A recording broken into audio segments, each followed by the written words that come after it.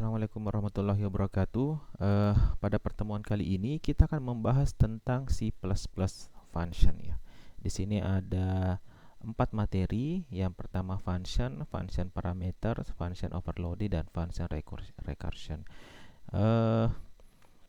Kita mulai dulu dari backgroundnya. Kita sudah mempelajari basic daripada C++ seperti ini ya, seperti ini. Jadi ada include IOStream, kemudian using namespace standar, ini sudah saya jelaskan di pertemuan-pertemuan sebelumnya. Dan di sini ada in main. Ya, in main di dalamnya ada program cout, hello world, dan return 0.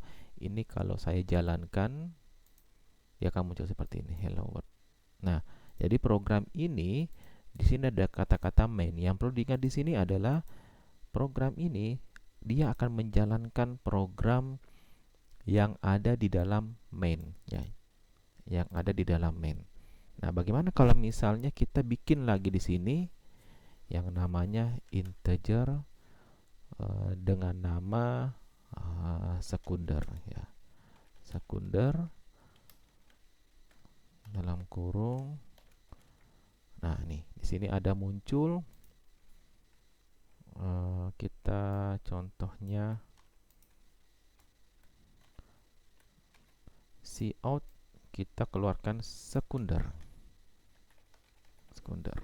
Kita running. Kira-kira apa yang terjadi? Yang terjadi adalah hello world. Nah, yang cout sekunder ini dia nggak akan muncul.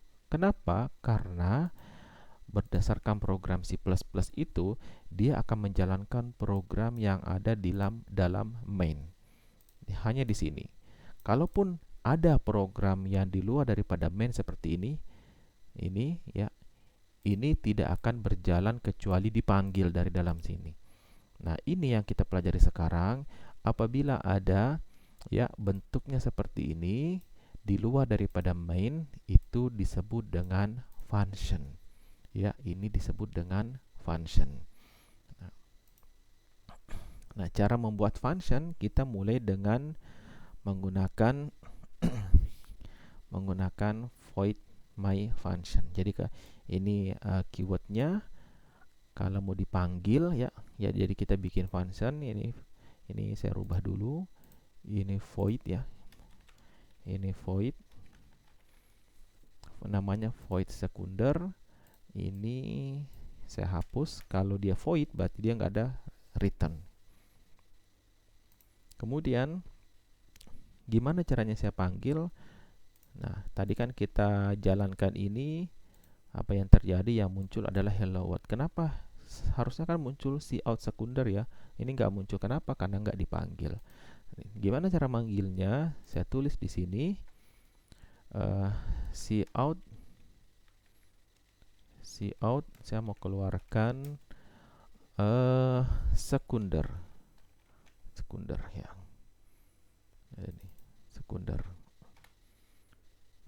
ya. Ini saya coba panggil, saya build dulu. Oh, ada yang salah. Ini kita lihat dulu. Oh ya, harus ada buka kurung, tutup kurung untuk memanggil sebuah fungsi. Saya kasih kurung di sini. Ya, sekarang saya memanggil fungsi sekunder ini. Sekunder not declare in this scope, tidak dideklarasikan. Coba kita lihat.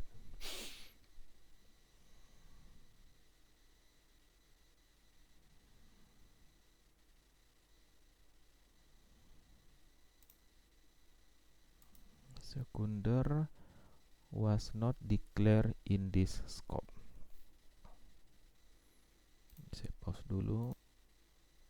Oke, jadi ini ada yang salah. Ini apabila kita membuat suatu fungsi yang lain, kita harus ditempatkan di atas integer main di atas fungsi utama. Ya, kita coba lagi. Ini masih ada yang salah.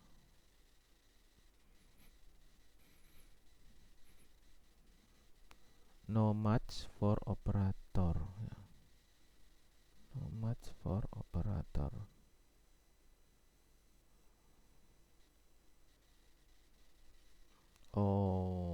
ini sudah dua kali ya, ini cout, ini juga cout, berarti salah. Di sini kita cukup panggil dengan cara sekunder ya, sekunder seperti ini.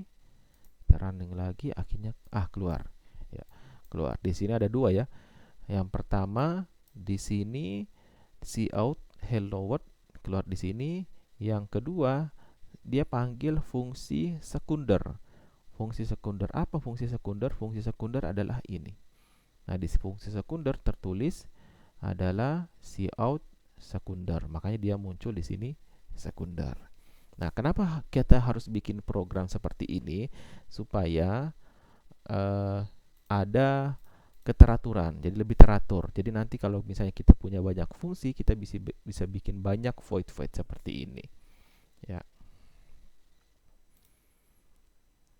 Sama dengan ini, kalau mau dicoba, ini juga ada di sini ya. Jadi di sini di fungsi mainnya yang pertama kali dijalankan adalah my function. Dia akan panggil fungsi ini my function.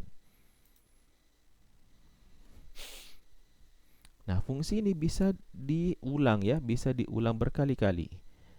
Ya, bisa diulang berkali-kali. Contohnya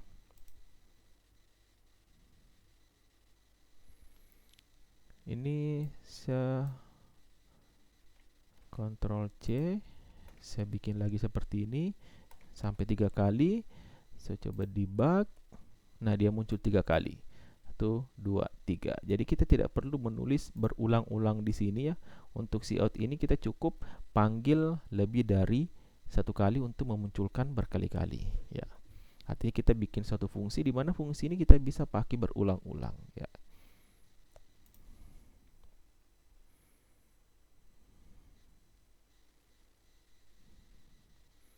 Ya, yang ini tadi yang salah ya. Jadi fungsi yang kita bikin itu berada di bawah daripada fungsi utama, maka tidak bisa jalan, harus di atas fungsi utama. Tapi kalau mau dibentuk seperti itu, di mana fungsi tambahan disimpan di bawah, caranya harus ditambah deklarasi di atas, void my function, baru bisa disimpan di bawah. Kita masuk ke function parameter ya, function parameter.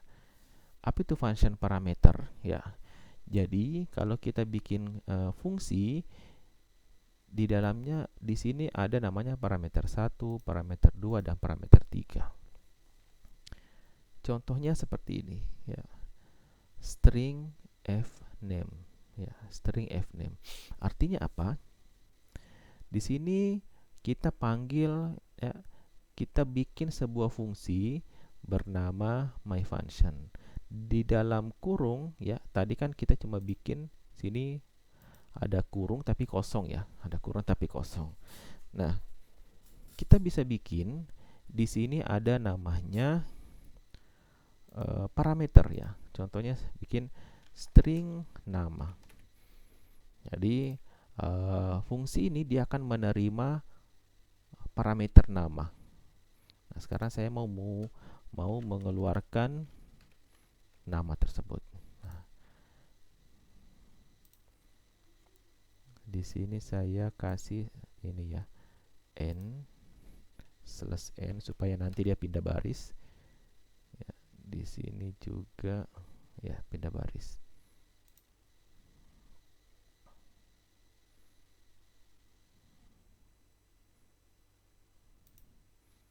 Ini juga /n pindah baris.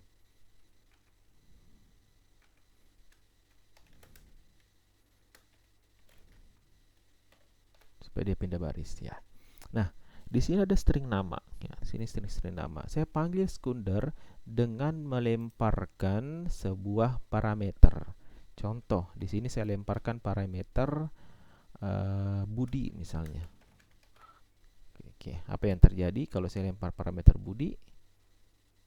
Maka dia akan nanti muncul kata-kata Budi. Di sini saya lempar, pada saat saya panggil yang kedua kali, saya lempar parameter namanya Roma. Saya panggil yang ketiga kali, saya lempar dengan parameter Ani. Oke, saya running. Di sini perhatikan.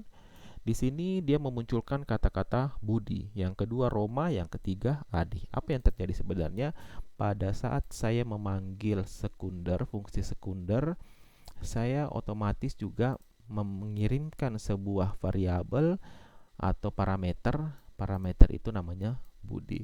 Nah, pada saat diterima oleh fungsi sekunder ini, di sini ada yang namanya string nama. Ini fungsinya untuk menerima apa yang saya lempar tadi. Nah, berarti pas saya lempar Budi, dia akan mengirim Budi di variabel yang bernama nama. Nah, nama ini nanti akan dikeluarkan, ternyata isinya Budi. Setelah saya panggil yang kedua kalinya, tapi saya lempar dengan parameter Roma. Roma akan masuk ke string nama dan akan dikeluarkan Roma. Begitu pula yang panggilan ketiga, saya kirim dengan parameter Ani. Ani akan masuk ke variabel nama dan dikeluarkan di cout-nya.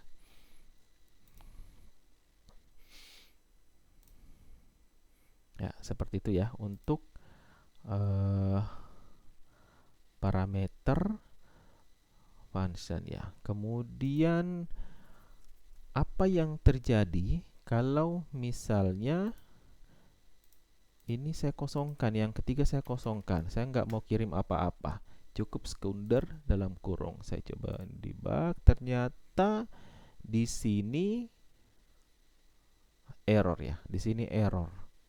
Error ternyata di sini kita sudah mendeklarasikan string nama, tapi kita tidak mengirim apa-apa. Kalau kita mengirim di sini Roma, oke, jalan. Tapi dia akan error kalau kita tidak mengirim apa-apa.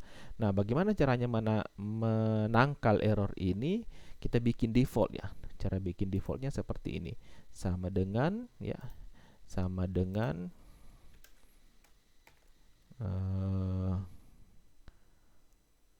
belum set, tidak ada, no name ya. Kita tuliskan no name. Ya, artinya apa? Kalau misalnya kita panggil dan kita kosongkan, dia akan langsung muncul no name. Kita coba, di sini no name.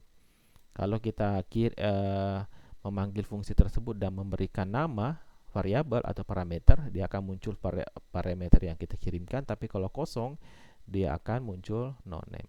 Atau kalau misalnya kita nggak mengirimkan sesuatu dan kita mau kosongkan, ya tinggal bikin seperti ini, cuma di sini dikosongkan. Nah, dia akan kosong ya.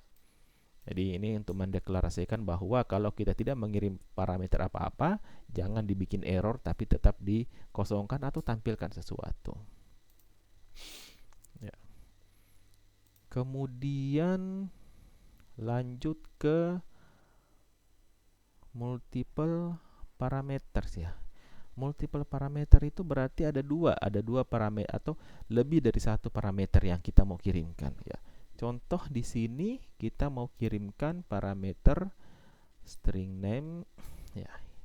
Ini kita hapus aja dulu ya. Jadi kita anggap kita kirimkan parameter yang ada isinya. Kemudian di sini ada kita pakai integer age misalnya, nama dan umur. Jadi kita hapus saja. Nah, contohnya Budi, saya juga kirimkan umurnya 34. Ya, kemudian di sini juga Roma umurnya 45. Ya. Kemudian di sini saya munculkan nama dan nama, kemudian nama, kemudian di sini age. Ya. Sini saya tambahkan N ya, sini tambahkan N. Nah, saya running. Nah, dia akan muncul di sini Budi dan 3. Oh, salah. Ini harusnya spasi aja di sini ya. Spasi saya running, di sini akan muncul ya. Budi 34, Roma 45. Artinya apa?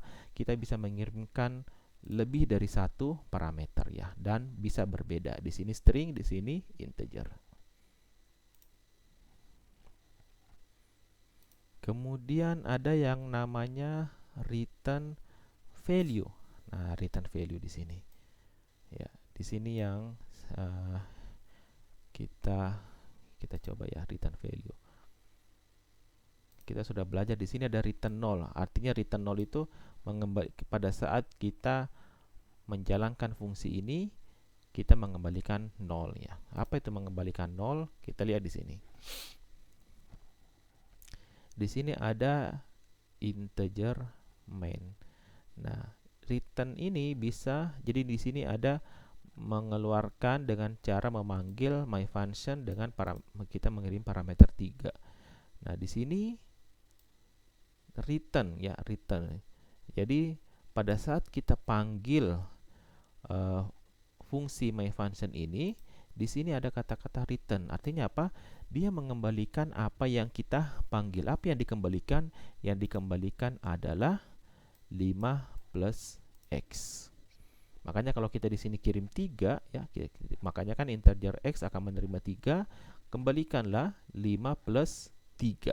Kalau di sini kita tulis 4, maka dia akan mengembalikan 5 plus 4.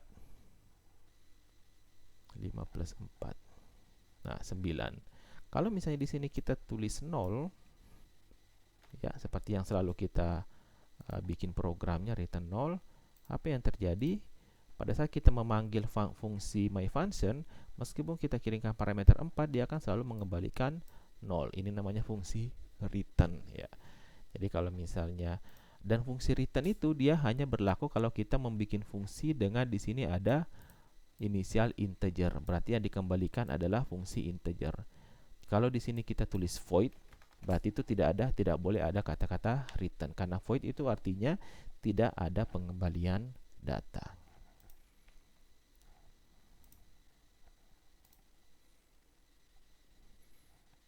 Kalau misalnya dua parameter bisa seperti ini ya.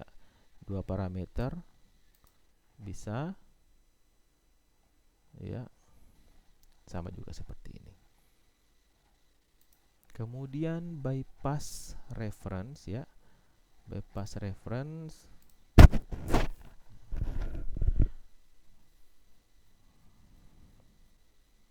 ya, kita lanjut di video berikutnya ya. Nanti ya saya akan bikinkan video terkait dengan bypass reference ini.